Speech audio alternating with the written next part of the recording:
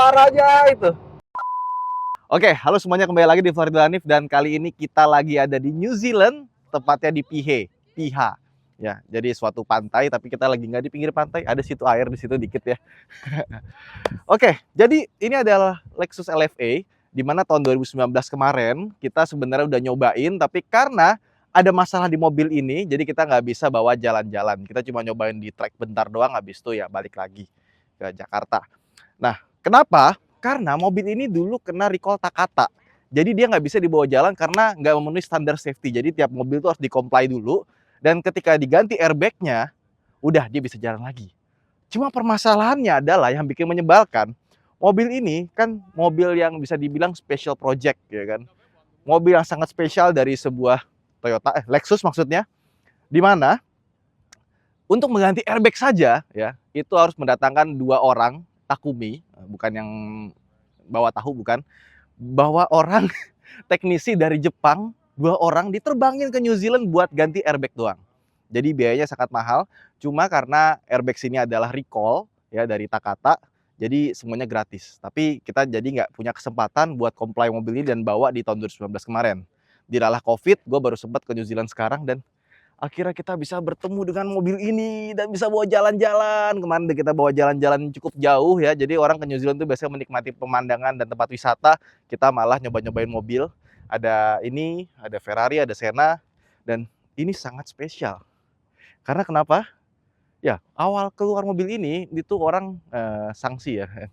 Lexus, Toyota bikin supercar ya kan. Jadi apa gitu loh. Ternyata jadinya mengesankan. Karena yang mengesankan itu ada di balik mesin ini. Yuk kita lihat yuk. Mobil itu mendapatkan mesin yang sangat spesial. Oke, kita buka. Lihat dong, saking spesialnya. Carbon fiber. Carbon fiber, biar enteng. Ini cuma tongkat buat jaga kap mesin biar nggak turun, tapi dibikin carbon fiber. Oke, jadi bisa kita lihat ini adalah mesin 4800 cc V10 yang dibuat bersama Yamaha. Jadi Toyota buatnya nggak sendiri tapi bareng Yamaha. Dan bukan pertama kalinya mereka bikin mobil bermesin Yamaha. Artinya memang beberapa mesin performance Toyota kebanyakan dibikin sama Yamaha barengan. Dan yang hebat dari mesin ini adalah tenaganya waktu zaman dulu itu luar biasa. Karena ini kan pertama kali keluar tahun 2010, 2009 diumumin, 2010 mulai di delivery. Mesin ini tenaganya 533 horsepower dan yang versi lebih kencangnya lagi ada yang Nürburgring itu sekitar 560-an. Ya, kalau untuk zaman sekarang ya B aja karena supercar zaman sekarang tuh 800 horsepower ya kan. Dan ini mesin sudah Euro 5 di mana mesin ini punya suara yang sangat merdu. Nanti kita akan dengar suaranya.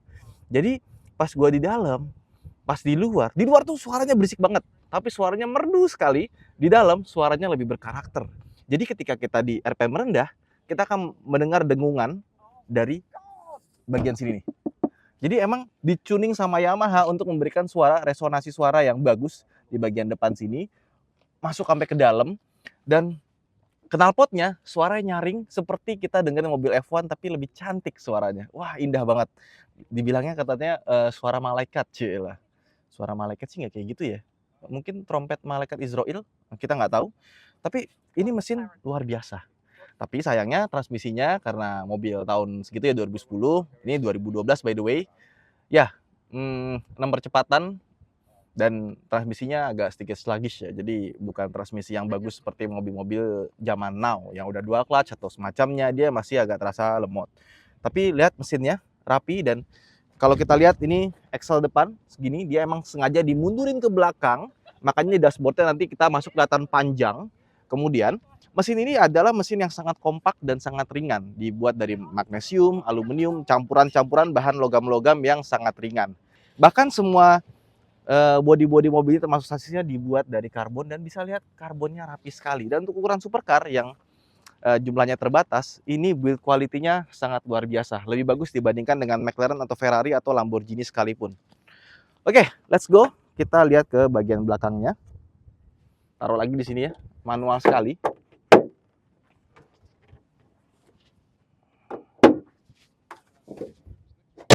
Oke. Dan lihat desain depannya. Ya, pertama kali keluar di foto mungkin ngelihatnya di foto biasa aja, pas lihat langsung sih keren ya.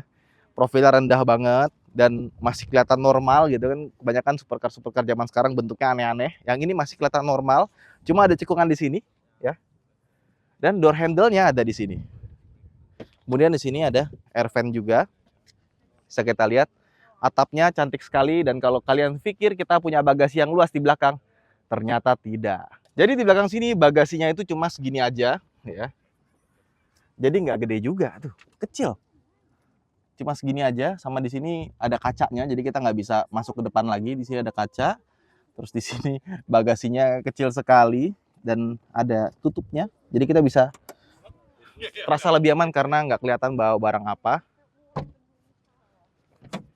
Dan di sini ada spoiler belakang yang bisa naik. Kita naikinnya dari sini. Kita naikin. Nah, oke, jadi belakang itu bisa naik, dan ketika turun terlihat seperti tidak ada. Kecuali yang versi Nürburgring dia udah paten ya, keluar terus. Dan setiap kita berhenti atau kita jalan pelan, dia akan turun dan agak lumayan berisik untuk bagian belakang sini. Dan bentuk belakangnya ini keren sekali ya. Depannya mungkin nggak semua orang suka, tapi belakangnya gue yakin semua orang suka. Bagus banget lampunya, terus di sini ada fan. Sama di sini ada 3 buah knalpot, dimana kalau kita high revving suka keluar api. Tung. Keren banget. Wah, pokoknya ini mobil secara desain ya agak sedikit timeless sih. Jadi depannya mungkin agak sedikit kuno, tapi belakangnya, sampingnya keren banget. Oke, sekarang kita masuk ke dalamnya, dan bisa kalian lihat dalamnya bentuknya luar biasa ya. Meskipun udah umur 11 tahun ini mobil, atau dari sejak pertama kali keluar udah sekitar 13 tahun, bentuknya masih keren sekali ya. Nggak kelihatan kayak mobil dari 13 tahun lalu. Dan lihat, seat beltnya ini tuh yang keluar masuk, bukan cuma atas doang, tapi bawah itu juga bisa. Kenapa? Karena di sininya ada yang tebal sekali, karena ini adalah airbags. Jadi airbagsnya ada di seat belt. Cuma ini teknologi yang udah nggak dipakai lagi ya, karena nggak terlalu efektif ternyata. Mungkin mereka pikir kalau pakai airbags ini kita tuh nggak bakalan cedera, karena dia ada balonnya di sini ya. Dan bisa kita lihat mobil ini itu heavy on carbon. Jadi banyak sekali bagian karbon di sini, dan Toyota tuh agak gila karena mereka bikin karbonnya itu bener-bener dianyam sendiri pakai mesin. Dianyam dong, bukan beli karbon lembaran jadi terus dipanggang biar tercetak, itu enggak, tapi dibikin anyam sendiri. Biar kenapa? Biar mendapatkan kekuatan yang lebih sempurna mengikuti desain bodinya. Tapi ada beberapa hal yang sebenarnya bisa dilakukan oleh Lexus untuk membuat mobilnya lebih ringan, tapi enggak. Karena Lexus ingin menjaga kemewahan di mobil ini. Contoh, kursinya ini electric seat ya. Electric seat itu berat banget loh. Tapi di sini dikasih electric seat, bisa recline, naik turun ya kan. Dan bisa tentunya maju mundur. Dan ada pemanasnya juga di bagian sini ya. Nah, ini kalau kita mau akses belakangnya, ada tombol di bagian sini, nanti dia akan maju untuk biar kita akses belakangnya. Jadi tombolnya agak lumayan banyak. Oke, balikin lagi. Kursinya pun juga belakangnya dari karbon ya, shell-nya dari karbon. Dan kita akan menemukan panel karbon di sini sampai ujung itu semua karbon. Atapnya pun juga sebenarnya dia pakai karbon. Dan sebenarnya juga dia bisa ngebuang beberapa panel-panel yang halus, beberapa kulit-kulit ini, sampai karpet bawahnya itu luar biasa mewah agar membuat mobil ini makin ringan. Tapi Lexus dan Toyota tidak melakukan hal itu karena mungkin kalau dibikin kelihatan karbon semua akan terlihat murah. Ya, jadi semua lapisan dari mobil ini tidak ada yang langsung ketemu karbon kecuali di bagian sini aja. Karena itu buat bagus juga sih. Dan kita masuk ke dalam yuk. Wah.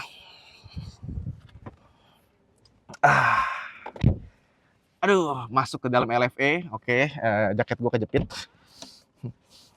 Ya, ini kebetulan kita minjem sama Giltrap ya, sekali lagi. Giltrap tuh punya 18 dealer. Ada Lexus, ada Lamborghini, Bentley, McLaren. Jadi ini salah satu yang dipajang di Lexus mereka. Kemarin tahun 2019 gue bikin video tentang Giltrap Group yang nonton 800 ribuan.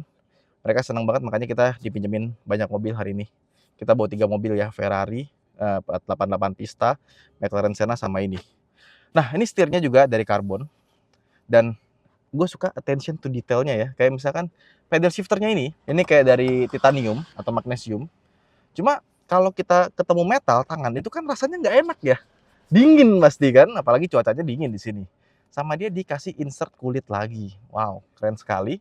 Dan lihat bagian konsol tengahnya, ini nggak ada tempat penyimpanan sama sekali ya. Karena memang mobil ini sangat rendah, jadi dia punya transmission tunnel di sini, termasuk juga piping-piping ada di sini. Karena dia rear wheel drive. Dan mobil ini seperti yang gue bilang kencang sekali, meskipun mesinnya udah jadul, tapi waktu pertama kali keluar dia bisa membukukan waktu 7 menit 26 detik di Nürburgring. Jadi kencang sekali. Handlingnya pun juga mantap tentunya. Dan kita lihat instrumen clusternya juga bagus sekali, ya kan. Tombol-tombol di sini juga rasanya premium. Cuma masih ada tombol-tombol yang kayak Toyota. Contoh, waktu kita buka opener depannya, kap depan itu tombol yang sama, tuas yang sama dengan punya Kijang Innova. Terus mobil ini dia punya kuping, ini buat lampu dan ini untuk sport normal mode, dan ini menginspirasi semua model Lexus lainnya, terutama yang pengen terlihat sporty. Ada pasti di bagian sininya. Terus setirnya juga di atas sini karbon ya. Di sini ada tombol. Jadi kalau kita pencet di sini nanti dia akan geser speedometernya, dan Lexus yang terbaru juga seperti Lexus IS, dia pakai speedometer yang sama. Keren sekali. Dan speedometernya ini sengaja dibikin Lexus itu digital. Dan kita bisa ganti-ganti model jarumnya, bisa merah, biru, atau putih. Nah, untuk head unitnya sendiri ya, kita lihat di sini ada head unit. Nah, ini kelihatan agak sedikit jadul karena emang ini Lexus tahun 2010-an. Jadi kurang lebih sama kayak CT200H yang gue punya, CT200 ya.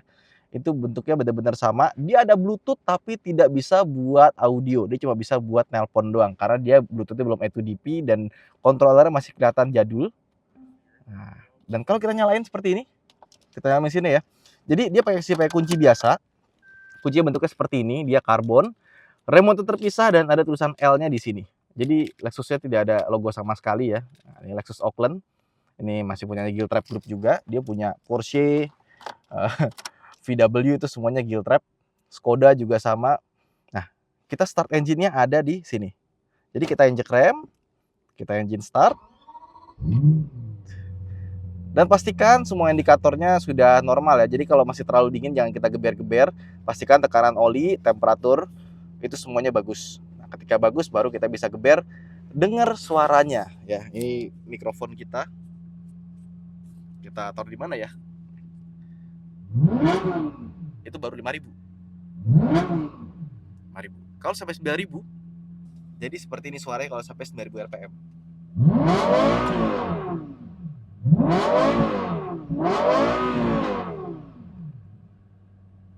Kalau dari luar ini keren banget. Ternyata dia kalau lagi netral, dia tidak bisa sampai 9.000 RPM ya. Cuma sampai 7.000 aja. Oke. Ini seperti yang gue bilang kalau kita geser-geser. Nah. Dan kalian tahu berapa kita dapetin fuel average ya? 2,8 km per liter. Sangat amat boros. Kalau masuk ke dalam LEV itu nggak sesulit masuk ke yang lainnya ya. Karena meskipun dia dibukanya nggak lebar, tapi dia panjang sekali. Dan kita punya sitting position yang menurut gua agak aneh karena dia punya pedal tuh keren banget kayak pedal box F1 gitu ya. Cuma beberapa mobil tuh biasanya terlalu ke kiri karena di sebelah kanannya tuh ada roda. Tapi yang di sini dia justru dibikin agak sedikit ke kanan. Jadi dia mepet sekali dengan kanan nih. Kalau kita rem kita taruh kiri ya. Rasanya tuh kita nyetir tuh agak sedikit miring aja. Nah, jadi kalau kita mau pakai di track, kita kan pasti kaki kiri kita di rem ya. Jadi bentuknya agak begini. Tapi ketika kita mau pakai santai, kita ngejek rem pakai kaki kiri, ya ini pas banget sih. Nggak ada masalah. Cuma kalau kita di track begini, agak miring aja. Dan transmisinya ya, jadi kalau kita mau masuk ke D, itu dia nggak ada tulisan sama sekali. Jadi kita cuma dapat pedal shift. Kalau mau maju, pencet 1, dia akan maju ke 1. Netralin, tarik dua-duanya sama seperti Ferrari. Tapi kalau mau mundur, dia ada button di sini buat R. Dan kalau kita mau maju lagi, netralin lagi, baru 1 lagi. Jadi kita nggak bisa dari 1 itu langsung mundur, nggak bisa. Harus dinetralin dulu, dan sebaliknya dari netral mau maju mesti pencet lagi. Nah, di sini ada transmission tunnel ya, karena transmisinya emang dia Aisin 6 percepatan, ya udah agak jadul. Dan dia cuma single clutch. Sebenarnya mereka bisa masukin dual clutch. tapi katanya terlalu halus kalau dua clutch. Jadi memang kasarnya itu emang sengaja dibikin, makanya dia pakai single clutch. Dan tata suara dari Mark Levinson ini bisa dibilang gak kepake ya, karena kalah sama tata suara dari Yamaha. Suara engine Yamaha-nya itu pas masuk ke dalam itu enak sekali. Gue sangat merasakan, aduh, kenikmatan yang luar biasa ketika nge-rev mobil ini ya. Luar biasa sih. Jadi engine buatan Yamaha ini udah enteng ya. Dia V10 tapi ukurannya sama kayak V8. Terus juga kalau nanti misalkan nih kita mau servis mobil ini di Lexus Menteng ternyata lagi penuh ya, kita bisa bawa ke dealer Yamaha, ke Yamaha Cempaka Putih. Soalnya kan dia sama-sama lengkingannya kayak RX King ya. Jadi mungkin bisa diservis di Yamaha, bukan cuma di Lexus. Jadi dari kemarin kita kan naik McLaren Senna, naik Ferrari 488, dan jaraknya cukup jauh ya jalan-jalannya. Agak aneh emang, dimana orang lain tuh biasanya kalau liburan ke luar negeri itu ke tempat-tempat wisata, gue malah nyoba-nyobain mobil ke dealer-dealer mobil ya kan. Nah, di mobil ini, gue pikir dia adalah yang paling nyaman loh, ya kan? Karena perlengkapannya banyak kenyamanannya gitu, electric seat, heated seat, dan kawan-kawan. Itu luar biasa untuk sebuah mobil yang mencari sebuah sportivitas gitu kan. Maksudnya kalau mobil kayak gini nggak nyaman itu gua nggak kaget, karena emang bukan untuk cari-cari kenyamanan, cari performa. Tapi ternyata dibandingkan dengan yang lain, mobil ini yang paling nggak nyaman. Artinya gini, mesinnya kita gas dikit itu kayak dek gitu loh. Even gue mau parkir aja pakai mobil itu susah gitu. Mau parkir itu kita belok sedikit gitu ya, atau kita gas mundur gitu. Itu seringkali bannya slip, padahal kita nginjeknya tuh bener-bener pelan gitu. Jadi terlalu responsif. Padahal kita pakai di mode yang auto, bukan mode sport atau semacamnya. Terus yang kedua, dia tuh di bagian di bagian belakang itu diferensial itu kayak geletak-geletak gitu loh. Jadi kayak belum ngelok, kayak lagi lepas, terus tiba-tiba masuk grek gitu loh. Dan itu kerasa dari belakang ada suara geretak-geretak, glek gitu. Jadi ketika kita bawa pelan itu rasanya kayak mobil drifting kali ya. Yang pakai gardan las gitu loh, ada geletak-geletaknya dikit gitu kan. Terus transmisinya ketika jalan dan ganti gigi itu agak lambat. Jadi rasanya kayak tuh ada nguk gitunya, kayak kita bawa mobil AMT, cuma lebih cepat sih dibanding AMT. Nggak separah AMT ya. Jadi kayak pas kita ganti gigi nguk gitu. Dan kalau ganti gigi dia kelihatan. Jadi transmisinya emang agak kurang. Cuma pas kita pakai kenceng gitu ya, ya memang masih agak kerasa. Cuma rasanya jadi kasar, dak gitu loh. Kayak mirip-mirip kayak kita bawa Lamborghini Aventador lah transmisinya itu. Cuma ini perpindahannya agak sedikit slow. Ya wajar, karena ini mobil pertama kali develop kan tahun 2007-2008 ya. Jadi ketika tahun 2000-an itu transmisi canggih di supercar zaman sekarang itu belum, ya beda banget sama kayak kita naik 488 pista yang transmisinya super bagus. Di City 7 speed ya. Tuh kan, dek, pas ganti gigi dek gitu. Tapi ini mobil pas udah pakai jalan ya, terus dengerin suara mesinnya di RPM tinggi. Cuma di New Zealand ini kan banyak banget speed trap ya. Jadi speed limitnya itu rendah. Di tol aja paling kencang 100. Jadi kalau kita mau coba bawa dengerin suara mesinnya, sebaiknya kita turunin gigi aja ke gigi rendah. Kita ambil jarak sama depan, turunin gigi.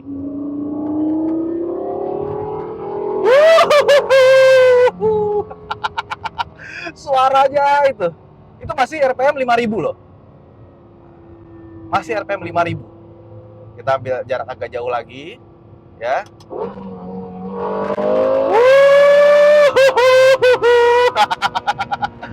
Asik banget suaranya. Ini adalah mobil dengan suara terbaik yang pernah gue naikin. Jadi bawaannya tuh pengen high revving terus gitu. Gila, asik banget, asik seasik-asiknya. Ini gue nggak nemuin di supercar manapun ya. Maksudnya gue beberapa kali bawa supercar juga, bawa McLaren juga di Jakarta beberapa kali, Ferrari juga beberapa kali gitu ya. Suaranya asik-asik, tapi dibandingkan dengan ini kayak different species gitu loh. Gila, enak banget mobil, kacau. Ya cuma emang nggak sekenceng itu, masih banyak supercar yang lebih kenceng, dan ketika kita nge-floor di tekan pedal gas rata lantai gitu ya, itu harus agak hati-hati juga karena ban belakangnya itu gampang slip. Kita ambil jarak, kita gas. Ada kecepatan maksimal 80, jadi nggak bisa terlalu kenceng ya. Ya. Jadi kita harus lebih tertib di sini. Dan di New Zealand karena jalannya bagus, jalannya bagus juga, kita nggak terlalu masalah gitu sama geruduk-geruduk ke supercar. Supercar itu pasti di jalan pasti keras ya. Tapi ini masih dalam keras yang enak kok. Bukan yang sampai mengganggu ya. Ini masih nyaman. Ya memang seperti yang gue bilang tadi, ergonomi kursinya agak sedikit aneh ya. Cuma gue masih bisa nikmatin kursinya. Ini penghangatnya gue nyalain enak sekali ya kan. Posisi duduknya tangannya harusnya bisa agak sedikit maju lagi ya setirnya, tapi ya udahlah. Enak banget mobilnya. Kacau. Tuh. Even di RPM ini cuma 3000 RPM ya. Suaranya udah di RPM rendah suaranya kayak ngebas. Pas di atas 5000 RPM enak banget. Kacau, even mobil formula aja suaranya nggak seenak ini. Dan suaranya juga itu nggak bikin sampai kita kupingnya sakit ya. Jadi masih dalam kadar yang nyaman kalau buat gue. Jadi kita tuh di dalam itu walaupun nggak ada Bluetooth, kita nggak nyalain audio nih, ada CD aneh dari Jepang ya, nggak tahu lagu apaan, cuma nggak ada suaranya, cuma instrumen doang. Gue langsung lupakan lah, matikan saja. Mark Levinson tidak penting di mobil ini, karena banyak hal yang bisa kita nikmati di mobil ini ya. Dan ini, gue beruntung bisa naik mobil ini. Ambil jarak dikit ya, geber.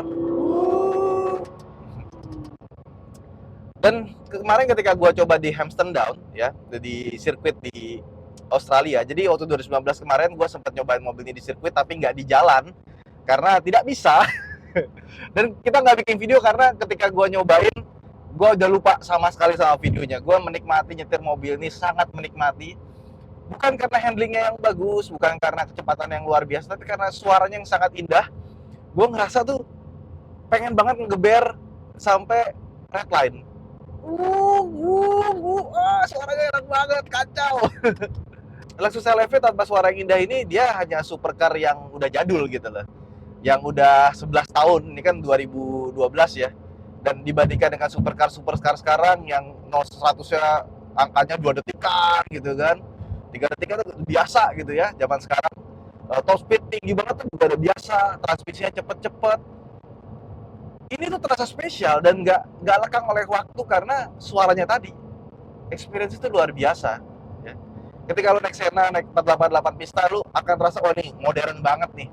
Ini handlingnya beda nih. Kalau ini masih terasa ya kayak kita bawa Lamborghini Gallardo ya. Ya itu masih mirip-mirip, kuno-kunonya tuh masih ada gitu. Karena beberapa tahun terakhir itu perkembangan supercar itu luar biasa cepatnya. Teknologi juga luar biasa.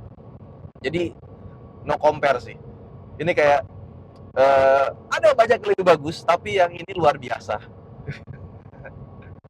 Wah gila, LEV pantesan nih mobil jadi legenda. Walaupun waktu pertama kali keluar itu flop ya, karena kemahalan.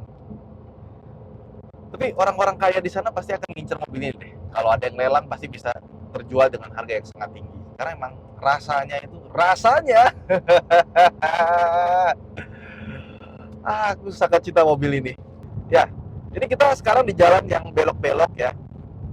Dan gue agak jaga jarak sama Sienna karena pengen agak sedikit speed up di tikungan biar merasakan serunya mobil ini sih. Emang seru banget mobilnya, kacau. Kita nikung, sambil nikung, seru banget mobilnya. Jadi memang mungkin kalian akan mungkin nggak sih Toyota ya, Lexus bikin sebuah supercar dengan handling yang setara layaknya supercar. Dan memang handlingnya bagus sekali mobil ini. Emang ada cenderungan dia untuk ke understeer, tapi nggak seberapa lah. Ya. Jadi memang mobil ini sudah kelas handlingnya udah supercar. Kebayang nggak kalau misalkan Lexus tetap ngebuat mobil ini dengan aero yang lebih baik seperti supercar zaman sekarang, mesin yang lebih kencang dengan 800 HP, dan tentu saja dengan transmisi yang lebih baik tentunya.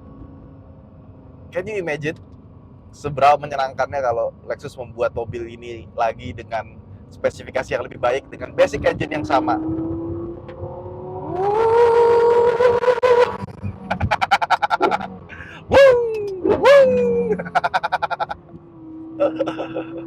Gila, gila, gila, gila, gila, gila, gila.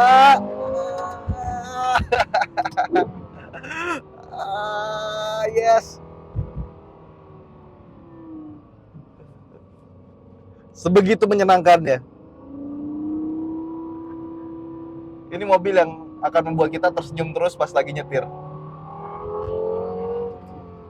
Oke, jadi Lexus LV ini gue sangat beruntung sekali bisa mencoba mobil ini ya, karena emang sangat mempesona, sangat berkesan. Memang mobil ini kencang pada zamannya, hebat pada zamannya.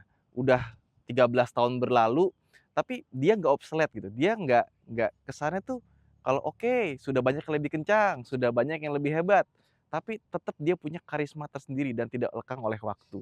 Makanya meskipun 500 unit sudah terjual semua dan tidak ada lagi yang bisa kalian beli barunya, tetap mobil ini menjadi incaran para kolektor, bahkan harganya semakin lama semakin menggila.